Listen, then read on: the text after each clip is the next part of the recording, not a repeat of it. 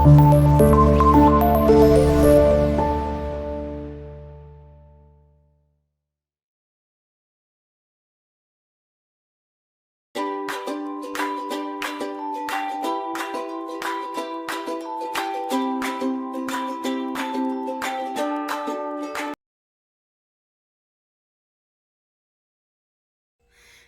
كيس لحمة محمرة في التلاجة جاهز، وعندي كيس صلصة طلعته، وعندي كيس مكرونة ومج مية هنعمل بيهم مكرونة مبكبكة. يلا بينا نشوف هنعملها ازاي. تعالوا بصوا كده مع بعض. جبت قدر، هحط بقى ايه جوه القدر ده.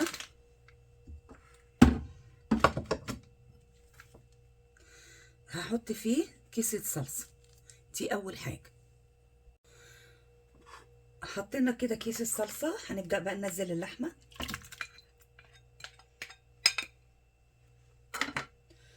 وبعدين ننزل مج ايه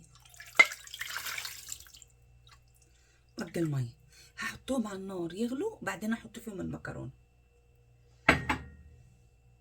تعالوا بصوا كده، اول ما حطيناهم وبدأوا يسخنوا كده مع بعض، هنبدأ في الوقت ده بقى ايه نضيف عليهم المكرونة. اول ما بدأت كده بقى الصلصة تعمل، نبدأ نزودها كمان معلقة زيت زيتون. بعد ما زودناها معلقة زيت زيتون، نحط عليها معلقة ملح بنص معلقة فلفل، وندوبهم كويس مع بعض. وبعدين نحط عليهم بقى ايه المكرونة،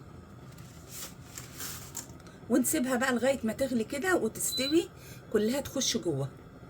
المكرونة بقى كده كلها غطست بقى، هبدأ اغطي عليها، موطيه عليها خالص، وهسيبها تستوي. تعالوا بصوا بقى معايا كده المبكبكة، بسم الله ما شاء الله، جميلة اهي ومستوية ولينة جدا وطرية. يلا جربوا الوصفة بتاعتنا وقولوا لنا ايه رأيكم.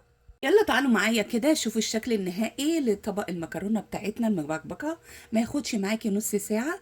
اللحمه عندي مستويه والصلصه عندي جاهزه، وحطينا عليهم مج الميه وسويناهم مع بعض. طلعت عندي بالنتيجه دي. جربوا الوصفه بتاعتنا وقولوا لنا ايه رايكم.